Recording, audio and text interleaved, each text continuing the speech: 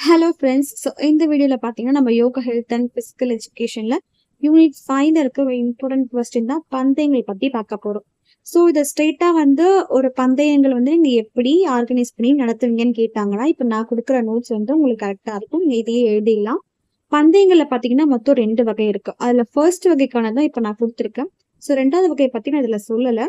In case கொஸ்டினை வந்து ஸ்பெசிபிக்கா முதல் வகையை பத்தி எழுதுங்கன்னு சொன்னா இந்த நோட்ஸ் எழுதுங்க. 2வது வகையை பத்தி எழுதணும்னு சொன்னாங்கன்னா இந்த நோட்ஸ் எழுதாதீங்க. அதுக்கு வேற மாதிரி இருக்கும். ஓகேங்களா? ஸோ இப்போ நம்ம பந்தயங்கள் நம்ம என்னன்னு தெரிஞ்சுக்கலாம். ஸோ பந்தயங்கள்ன்றது வேற ஒன்றும் கிடையாது.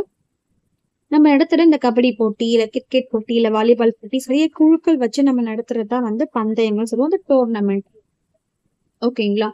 ஸோ இதை வந்து நம்ம எப்படி கண்டக்ட் பண்ணி நடத்த போறோம், இதுல இருக்கிற வகைகள் பத்தி நம்ம பார்க்க போறோம்.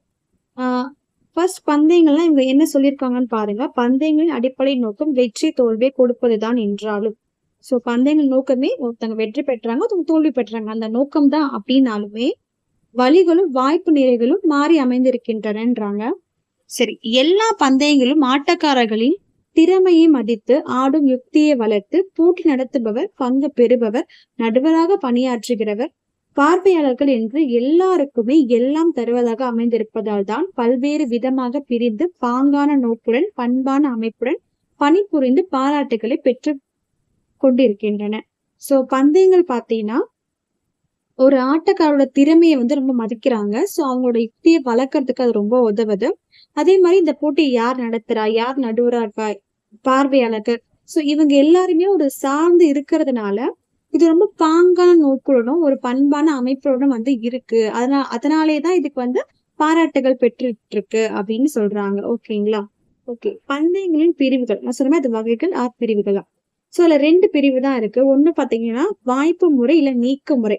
இந்த வாய்ப்பு முறையில பாத்தீங்கன்னா நீங்க ஒரு தடவை மட்டும்தான் ஆட முடியும். அதுவே வந்து தொடர் வாய்ப்பு முறையில பாத்தீங்கன்னா நீங்க ஒரு 2-3 தடவை கூட ஆடலாம். அது வந்து அந்த போட்டியை பொறுத்து அணிகளை பொறுத்து இருக்கு. ஓகேங்களா? சோ வாய்ப்பு முறையில இருக்கிற வகைகள் பாத்தீங்கன்னா ஒரு வாய்ப்பு முறை இல்ல ஆறுதல் வாய்ப்பு முறை, இரட்டை வாய்ப்பு முறை இல்ல ஓய்ந்த வாய்ப்பு முறை அப்படின்னு சொல்லுவோம். சோ இந்த மாதிரி 4 வாய்ப்பு முறை இருக்கு. ஆனா தொடர் வாய்ப்பு முறையில பாத்தீங்கன்னா ஒரு வாய்ப்பு தொடர் இல்ல இரட்டை வாய்ப்பு. சோ ஒரு முறை நீங்க விளையாடுவீங்க, 2 முறை நீங்க விளையாடுவீங்க. அது ஒவ்வொரு போட்டியை பொறுத்துதான் இருக்கு. ஓகே, சோ இத பத்தி நம்ம மேலும் பார்க்கலாம். இப்ப பந்தயங்கள் நடத்துவதற்கு செய்ய வேண்டிய ஏற்பாடுகள். சோ ஒரு பந்தயம் நீங்க வந்து நடத்த போறீங்கன்னா அதுக்கு நீங்க என்னென்ன ஏற்பாடுலாம் ஃபர்ஸ்ட் பண்ணணும்னு பாத்துக்கோங்க. போட்டி நடத்துகின்ற காலம். சோ எந்த சீசன்ல நடத்த போறீங்க, அது வந்து மே மாசம் நடத்த போறீங்களா இல்ல ஜூன் மாசம் நடத்த போறீங்களா, அது ஏதோ ஒரு மாசம் ஏதோ ஒரு நாள்ல நடத்த போறீங்க. சோ அதுக்கான மாதம், டேட்டு இது எல்லாத்தையும் வந்து டிசைட் பண்ணிடணும். அதே மாதிரி இருக்கின்ற ஆடுகள வசதி, உதவி சாதனங்கள்.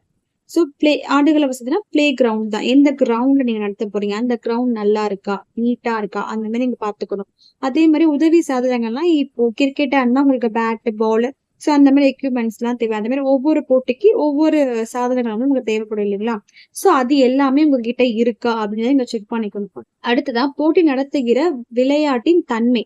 சோ எந்த மாதிரி கேம் நடத்த போறீங்க, அது கிரிக்கெட்டா, வாலிபாலா, ஃபுட்பாலா, அந்த மாதிரி என்ன நடத்த போறீங்க நீங்க டிசைட் பண்ணிடணும். அதுக்கப்புறம் ஆட்ட அதிகாரிகளின் எண்ணிக்கை. சோ இப்ப நடுவரா வரப்போறவங்க வந்து எத்தனை பேர் வரப்போறாங்க, அந்த மாதிரி அவங்களோட எண்ணிக்கை நீங்க வந்து தெரிஞ்சுக்கணும்.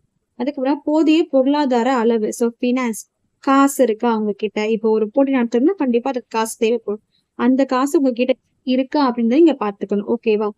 இப்போ ஒரு வாய்ப்பு முறை, சிங்கிள் நாக் அவுட்டா நம்ம என்னன்னு பாத்துடலாம். ஒரு வாய்ப்பு முறை என்பது போட்டியில் பங்கு பெறுகின்ற குழுக்கள் ஒரு முறை தோற்று போனாலே போட்டியிலிருந்து விலக்கப்படுகிறார்கள். மீண்டும் ஆட வாய்ப்பே அதற்கு கிடையாது. சோ ஒரு வாய்ப்பு முறைனா அதுதான், நீங்க ஒரு தடவை மட்டும்தான் விளையாட முடியும். மறுபடியும் நீங்க விளையாட முடியாது. இந்த போட்டியில் பங்கு பெறுகின்ற குழுக்களின் எண்ணிக்கைக்கு ஏற்ப போட்டி ஆட்டங்களின் எண்ணிக்கையும் அமையும். உதாரணமாக 12 குழுக்கள் போட்டியில் பங்கு பெறுகின்றன என்றால் நடத்துகின்ற போட்டி ஆட்டங்கள் 11 என்று அமையும்.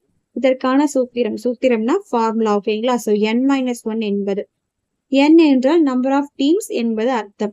சோ என்னன்றது பாத்தீங்கன்னா எத்தனை அணிகள் வந்திருக்காங்க, அது 12 அணிகளா 10 அணிகளா அந்த மாதிரி சொல்றது. இப்ப 12 குழுக்கள் இருக்காங்க. சோ குழுக்கள்னா அணிகள் தான். இப்ப 12 அணிகள் வந்திருக்காங்க அப்படின்னா இப்ப அந்த ஃபார்முலாவை யூஸ் பண்ணுங்க. சோ n-1, nன்றது வந்து 12, சோ -1 பண்ணீங்கன்னா உங்களுக்கு 11.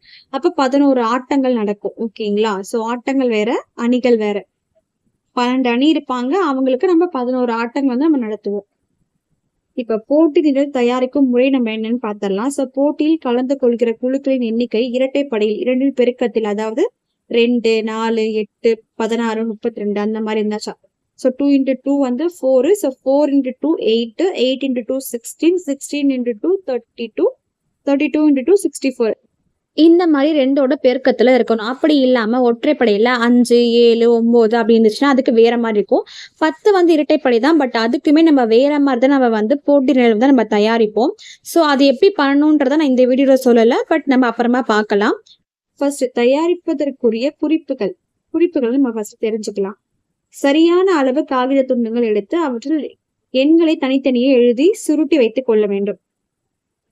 இப்ப எப்படி நீங்க ராஜா ராணிக்கெல்லாம் வந்து எல்லாத்தையும் எழுதுவீங்களோ அந்த மாதிரிதான்.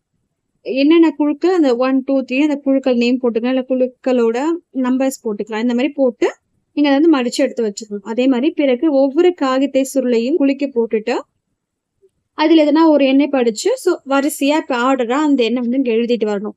இப்போ வந்து மேல் பாதி அண்ட் கீழ் பாதி அப்படின்னு சொல்லுவாங்க. ஏன்னா இப்போ 8 பேர் இருக்காங்கன்னா 8 வந்து நீங்க 2ஆல டிவைட் பண்ணீங்கன்னா 4 குழுக்கள் பிரியும். அந்த ஃபர்ஸ்ட் 4 வந்து மேல் பாதின்னு சொல்லுவாங்க, செகண்ட் 4 வந்து கீழ் பாதி அப்படின்னு சொல்லுவாங்க. அவங்களுக்கு வந்து டைமிங் சேஞ்ச் ஆகும். நடக்கிற இடம் ஒண்ணுதான், டைமிங் மட்டும் தான் சேஞ்ச் ஆகும். ஓகேங்களா? அடுத்ததா பாத்தீங்கன்னா தகுந்த சூத்திரத்தை பயன்படுத்தி இரு பாதியாக பிரித்தல் வேண்டும். அதான் அந்த n/2. இப்போ ஈவன் நம்பரா இருந்துச்சு 12, 14, 16 இருந்துச்சுன்னா நீங்க வந்து n/2 போட்டா போதும். ஆனா அதுவே 1, 3 அந்த ஒற்றை படையில இருந்துச்சு அப்படின்னா நீங்க அதுக்கு வேற ஃபார்முலா இருக்கு, அதை கீழே பார்க்கலாம். இரட்டை பெருக்கத்தில் அடிப்படை குழுக்கள் எண்ணிக்கை அமைந்திருந்தால் தகுந்த சூத்திரத்தை பயன்படுத்தி விலக்கு அளித்தல் வேண்டும். அதுக்குமே விலக்கு அளித்தல்னா அது அந்த போட்டி வந்து டிஃப்ரெண்டா இருக்கும். அதை பத்தி நான் இல்ல சொல்லல, அதை நம்ம அப்புறமா பார்க்கலாம். முதல் சுற்று ஆட்டத்திற்கான குழுக்களை அடைப்புக்குறி மூலம் இணைத்து ஆடக்கூடிய தேதி, நேரம், இடம் முதலியவற்றை குறிக்க வேண்டும். 2ஆம் சுற்று முதல் இறுதி சுற்று வரை தொடர்ந்து அடைப்புக்குறியில் காட்டிட வேண்டும். ஒவ்வொரு ஆட்டங்கள் எத்தனை சுற்று அதாவது ஆட்டங்கள் எத்தனை ஆட்டங்கள் வரப்போதோ அங்க வந்து நம்ம என்ன பண்ணலாம், அவங்களுக்கு நேராவே வந்து என்னைக்கு நடக்க போறது, எந்த டேட் நடக்க போகுது, எந்த டைம் நடக்க போகுது அப்படின்னு வந்து குறிப்பிடணும் அப்படின்னு சொல்றாங்க. போட்டி நிரல் அட்டவணை தயாரித்தல். எப்படி அந்த அட்டவணை போடணும்னு பாருங்க. 2 பாதி பிரிக்கும் முறை நான் சொன்ன மாதிரி ஃபர்ஸ்ட் ஹாஃப் செகண்ட் ஹாஃப்னு இருப்பாங்க. அதான் மேல் பாதி கீழ் பாதி. அது வந்து இரட்டை படையா இருந்துச்சுங்க n/2 அப்படின்னு போட்டு முடிச்சிடலாம். அது n/2 தான் மேல் பாதி, n/2 கீழ் பாதி. உதாரணத்துக்கு வந்து அவங்க 8 அணிகள் எடுத்திருக்காங்க. 8/2 வந்து உங்களுக்கு 4. அப்ப 4 குழுக்கள் வந்து மேல் பாதியில இருக்கும். அதுக்கப்புறம் அதே 4 குழுக்கள் வந்து அதாவது அதே குழுக்கள் இல்ல, வேற 4 குழுக்கள் கீழ் பாதியில இருக்கும். இப்ப அதே ஒற்றை படையா இருந்துச்சுன்னா இப்ப மேல் பாதிக்கு வந்து n+1/2 போடுவீங்க. அதுவே கீழ் பாதிக்கு வரும்போது n-1 போடுவீங்க. பிளஸ் மைனஸ் சேஞ்ச் ஆகுது, நோட் பண்ணிக்கோங்க. அதுக்கு உதாரணமா அவங்க 13 குழுக்கள் எடுத்திருக்காங்க. அப்ப மேல் பாதியில வந்து 7 குழுக்கள் வரும், கீழ் பாதியில வந்து 6 குழுக்கள் வரும். இப்போ வந்து நீங்க போட்டியில வந்து ஒரு 8 அணிகள் தான் இருக்காங்கன்னு வச்சுக்கோங்க. அந்த 8 அணிகளுக்கு நீங்க எப்படி நடத்துவீங்கன்னு பாத்தீங்கன்னா, ஃபர்ஸ்ட் அணி அதாவது மேல் பாதியில் 4 அணிகள், கீழ் பாதியில 4 அணிகள். ஓகேங்களா? இப்போ ஃபர்ஸ்ட் 4 அணிகள் இருப்பாங்களா 1, 2 அவங்களுக்கு வந்து காலையில இப்போ ஒரு நாள் டேட் கொடுத்துட்டாங்க, அன்னைக்கு காலையில நடக்க போகுதாங்க. அவங்களுக்கு வந்து 6 மணிக்கு நடக்க போகுதுன்னு வச்சுக்கோங்க. அதுல யார் வெற்றி பெற்றாங்களோ அவங்கள தேர்ந்தெடுத்து நீங்க வச்சுப்பீங்க. அதே மாதிரி அன்னைக்கு ஈவினிங் வந்து 4 மணிக்கு ஒரு ஆட்டம் இருக்குன்னு வச்சுக்கோங்க. அதுல வந்து 3யும் 4 அவங்க ஆட போறாங்க. அவங்கள யார் வெற்றி பெற்றாங்களோ அவங்க 2 பேருக்கும் அடுத்த நாள் காலையில வந்து நீங்க வச்சுப்பீங்க. அவங்க 2 பேர்ல யார் வெற்றி பெறாங்க அதை தேர்ந்தெடுத்துட்டு மாதிரி கீழ் பாதியில உங்களுக்கு வரும். இப்போ 5வது அணியும் 6வது அணியும் வந்து காலைல 8 மணிக்கு விளையாடுவாங்க. அதே மாதிரி 7வது அணியும் 8வது அணியும் ஈவினிங் வந்து 5 மணிக்கு விளையாடுவாங்க. இவங்க வந்து அடுத்த நாள் காலையில 8 மணிக்கு விளையாடுவாங்க. இப்ப இவங்கதுல வந்து யார் வந்து ஃபைனல்ஸ் ஆகுறாங்களோ அவங்களும், இப்ப மேல் பாதியில யார் ஃபைனலா இருப்பாங்களோ அவங்களும் சேர்த்து அன்னைக்கு ஈவினிங் அதாவது 12ஆம் தேதி ஈவினிங் வந்து 4 மணிக்கு ஒரு ஆட்டம் வச்சு அதுல யார் வெற்றி பெறாங்களோ அவங்கதான் வெற்றி அணி. ஓகேங்களா? இப்படி வந்து முடிச்சிருவாங்க. இது வந்து 8 அணி இருந்துச்சுன்னா, இதே மாதிரி 16 அணி இருந்தாலும் ஈஸி, அதே மாதிரி 32 அணி அந்த மாதிரி இருந்தாலும் ஈஸி. ஆனா அதுவே வந்து 12 குழுக்கள் இருந்தாலோ இல்ல 13 குழுக்கள் இருந்தாலும் அவங்களுக்கு வேற வேற மாதிரி வரும். இப்ப 12 குழுக்கள் இருந்தா உங்களுக்கு விலக்கு முறையெல்லாம் இருக்கும். பார்த்தா உங்களுக்கு தெரியும், அதோட மேப் டிஃப்ரெண்டா போட்டு வச்சிருப்பாங்க. இது வந்து வெறும் 8 அணிகள் தான். நீங்க ஒரு எக்ஸாம்பிள் கொடுத்தா போதும், ரொம்ப வளவள நீங்க எழுத தேவையில்ல. இதுவே உங்களுக்கு ஓகே. இப்போ வந்து ஒற்றை நீக்க முறையில வந்து நிறைகள் என்ன, அதோட குறைகள் என்னன்னு நம்ம பார்த்துடலாம். ஸோ ஃபர்ஸ்ட் நிறைகள் பார்த்தீங்கன்னா பந்தயங்கள் குறித்த நேரத்தில் குறுகிய காலத்துக்குள் விரைவாக நடத்தி முடிக்க முடியும். ஸோ இதுக்கு 1 or 2 days தான் ஆகும். நீங்க நடத்தி முடிக்கிறதுக்கு கரெக்டாக நீங்க ஷெட்யூல் போட்டு டைம் போட்டு நடத்துறீங்கன்னா ஒரு 3-4 டேஸ்க்குள்ள நீங்க முடிச்சிடலாம். அதே மாதிரி அதிக பொருள் செலவு வராது. ரொம்ப நம்ம பொருட்கள் தேவை அப்படிலாம் நமக்கு கிடையவே கிடையாது. அதே மாதிரி இந்த பந்தயத்துல விளையாட வந்து நம்மளுக்கு ஒரு முறைதான் வாய்ப்பே கிடைக்குது. அதனால அந்த குழுக்கள் வந்து ரொம்ப ஆர்வமோ ரொம்ப முயற்சி பண்ணியும் விளையாடுவாங்க அப்படின்னு சொல்றாங்க. இதோட குறைகள் என்னன்னு பாத்தீங்கன்னா, எதிர்பாராத விதமாக தோற்று போகிற குழு தனது திறமையை வெளிக்காட்ட முடியாமல் போகிறது.